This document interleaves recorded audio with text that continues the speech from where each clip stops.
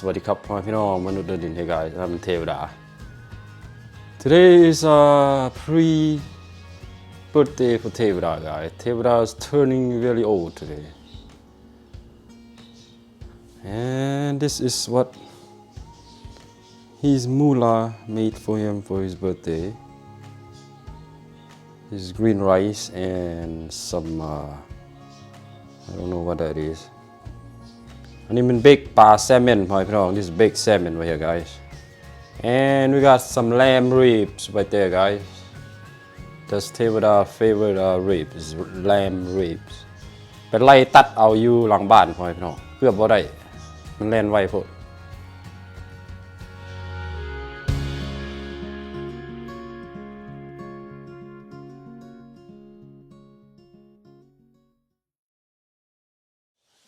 สวัสดีครับพ่อพี่น้องมนุษย์เดินดินกับTAYWADAพ่อพี่น้องมื้อนี้เรามากินเบกปลาแซลมอนพ่อพี่น้องกับปิ้งตัวแบะกระดูกตัวแบะ Today is TAYWADA's birthday guys. Doing a little something for TAYWADA. Turn very old.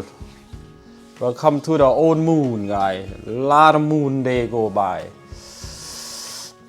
ขาดบ่ได้ก็น้ำเปลี่ยนนิสัยเฮา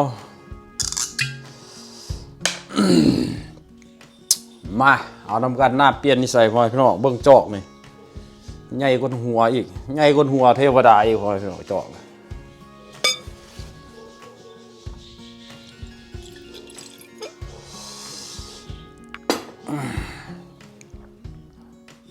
มาเอาทำกันน้ำเปลี่ยนนิสัยพ่อพี่น้องแล้วเจ้าสวิตพอเท่าเจ้าสวิตเอาทำกัน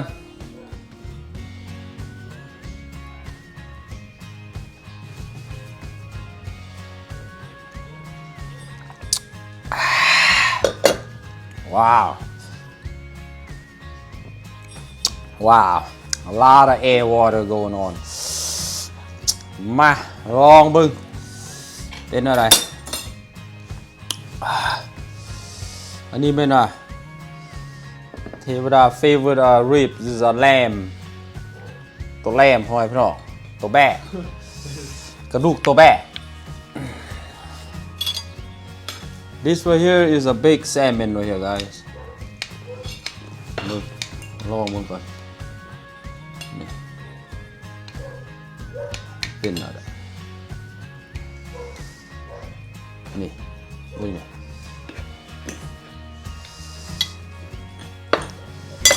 นี่มันข้าว and we got some dessert going on over here นี่ dessert เฮา and we got some green rice going on นี่ and we got some seaweed going on over here มาข้าวอันนี้นี่กินอันนี้นี่TAYWADA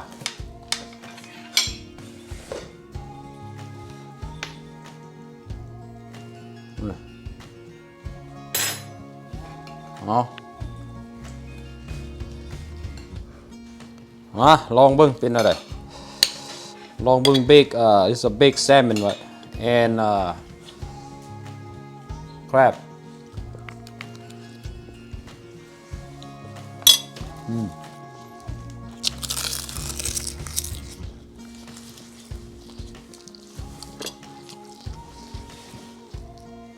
and some green rice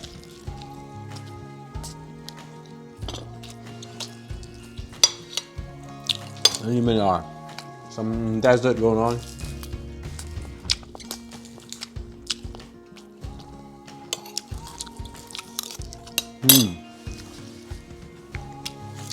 โอ้ค่ะแซ่บ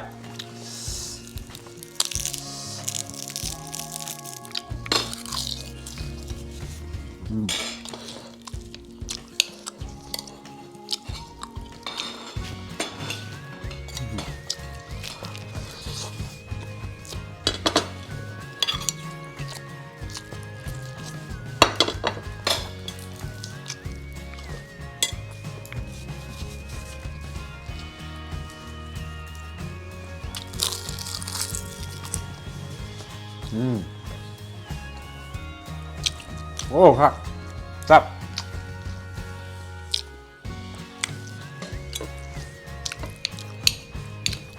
ลูกอา missing out ลูกอา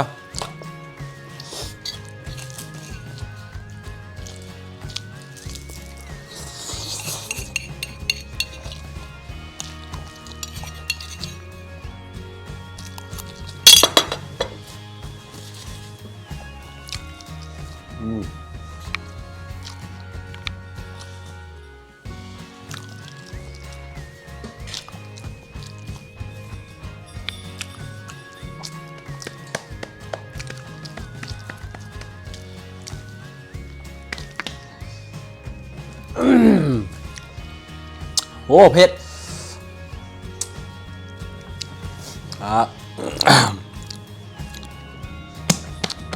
เผ็ดพอกันสำนีพอพี่น้องเอาไว้เจอกันเถอะนะ